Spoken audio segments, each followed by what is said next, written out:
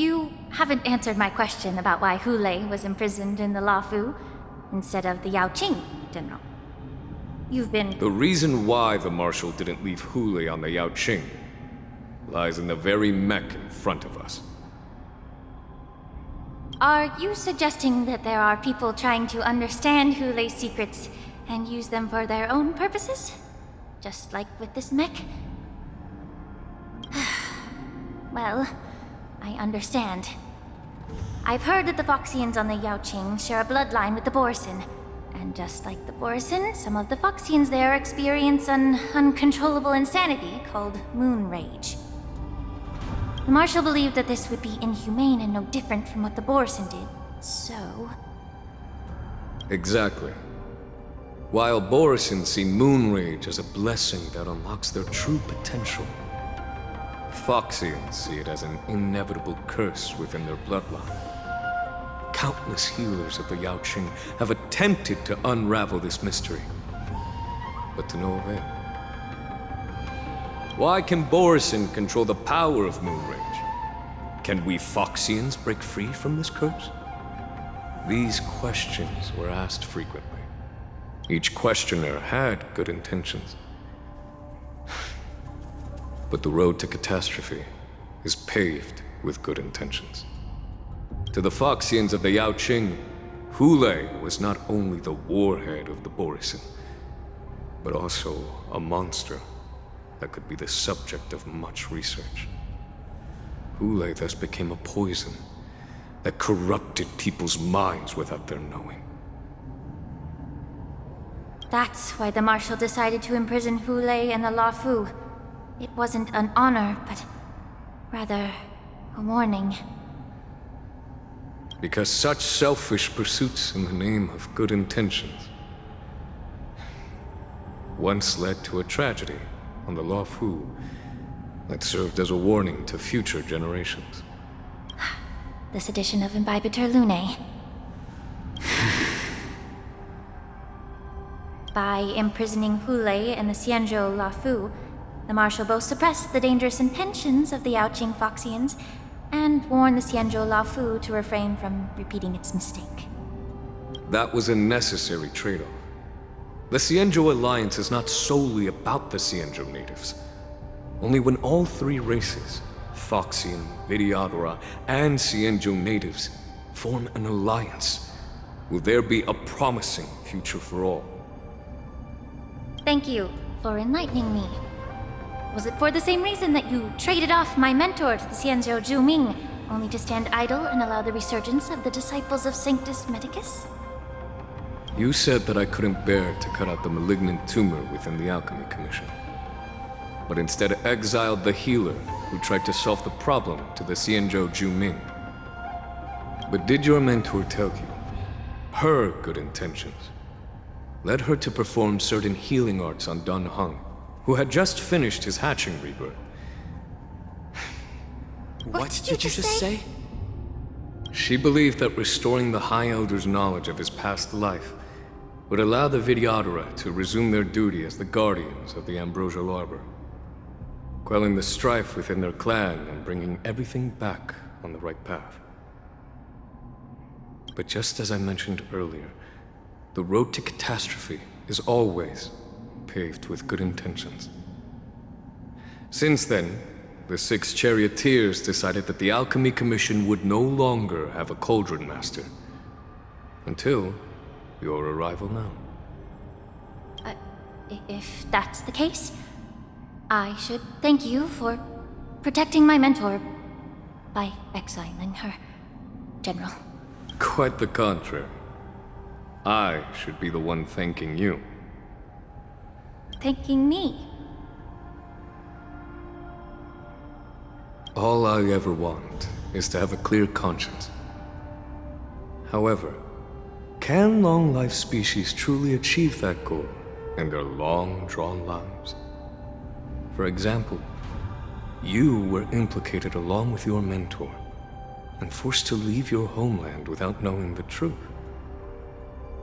And now, with the complicated situation in the Alchemy Commission, the Alliance has spared me a lot of trouble by sending you to handle this challenging task.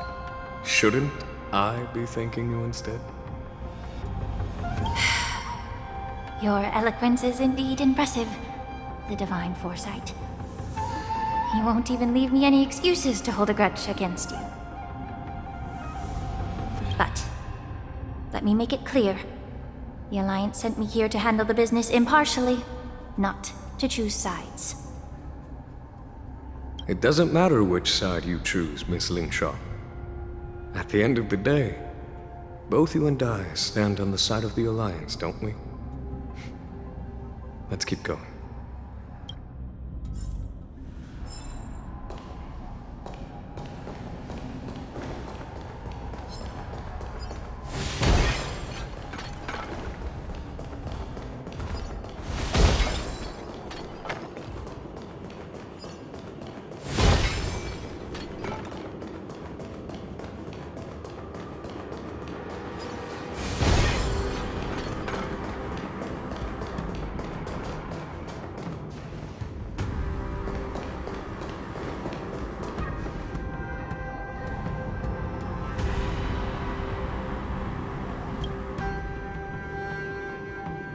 These Mara-struck soldiers don't appear to be escaped prisoners.